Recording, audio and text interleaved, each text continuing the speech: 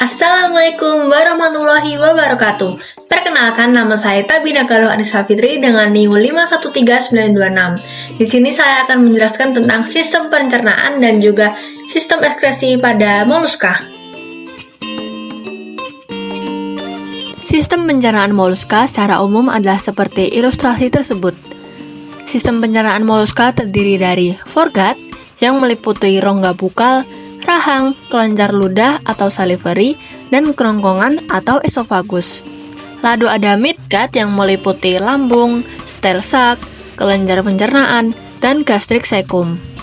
Lalu ada hindgut atau intestine, dan juga rectum dan anus.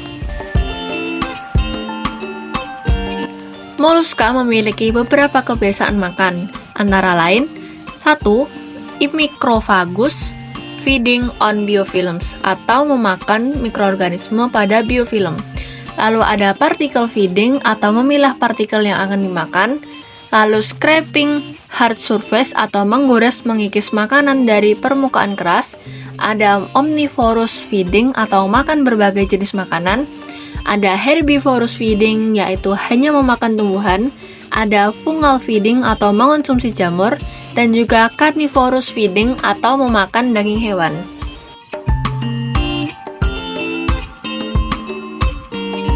Moluska memiliki dua macam pencernaan.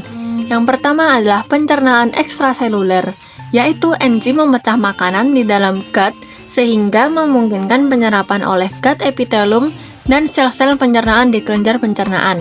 Contohnya adalah protobranch.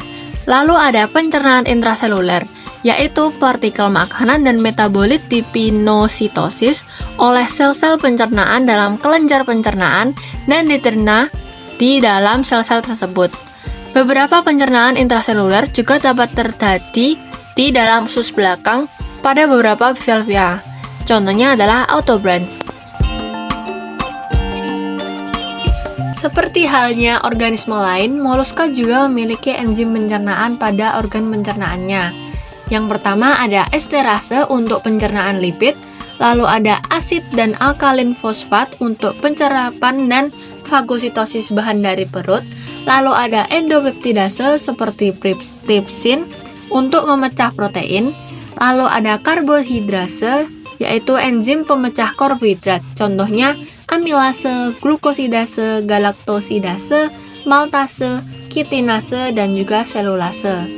Nah, enzim-enzim tersebut membantu moluska dalam mempermudah pencernaan makanan yang dimakannya. Nah, selanjutnya, pelepasan enzim-enzim tersebut dilepaskan oleh sel sekretori dengan beberapa cara. Yang pertama ada sekresi apokrin atau bagian apikel. Sel yang terjepit akan pecah dan membebaskan butiran sekretori yang mengandung enzim. Yang kedua ada sekresi holocrine atau seluruh sel sekretori akan hancur untuk melepaskan isinya atau enzim. Dan ketiga ada sekresi merocrine, yaitu enzim akan dilepaskan dalam vesikula kecil dengan cara eksotitosis melalui membran sel. Setelah kita mengetahui tentang sistem pencernaan moluska, maka kita akan lanjut ke sistem ekskresi pada moluska. Ekskresi pada moluska memiliki 3 peran utama, yaitu membersihkan cairan tubuh dari sisa-sisa metabolisme yang akan menjadi racun jika dibiarkan menumpuk, lalu mempertahankan makromolekul dan air yang penting dalam tubuh, dan juga mempertahankan tekanan osmotik. Nah, untuk menjalankan peran-peran tersebut, sel-sel yang membentuk sistem ekskresi moluska menjalankan 3 fungsi dasar. Yang pertama, penyaringan urin primer dari hemokoel.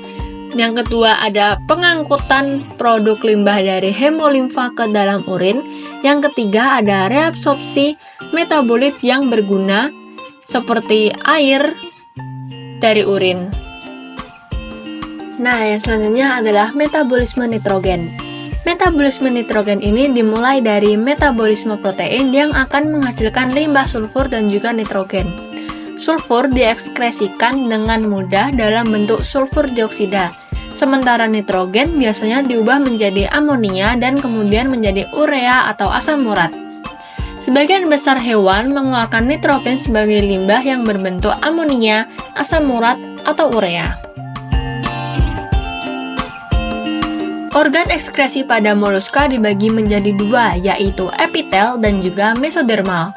Epitel contohnya adalah kelenjar perikardial, sementara mesodermal contohnya ialah ginjal atau nefridia.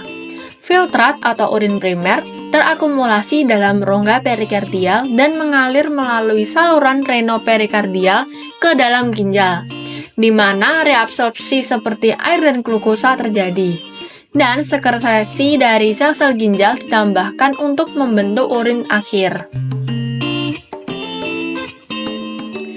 Ada dua tipe utama dari struktur ekskresi mesodermal, yaitu protonefridia dan juga metonefridia. Protonefridia merupakan tubulus yang tidak memiliki hubungan langsung dengan lumen rongga kolom. Lalu metanefridia, yaitu tubulus yang memiliki hubungan langsung dengan kolom melalui nefridiostom yang menarik cairan yang kemudian dikeluarkan melalui lubang ginjal. Di dalam metanefridia, urin primer dibentuk oleh penyaringan cairan vaskular ke dalam ruang kolom, dan urin sekunder dibentuk oleh pergerakan cairan kolom ke dalam metanefridium. Struktur ekskresi ini terlihat pada moluska dewasa. Sekian penjelasan saya mengenai sistem pencernaan dan juga ekskresi pada moluska. Terima kasih sudah mendengarkan. Sampai jumpa. Wassalamualaikum warahmatullahi wabarakatuh.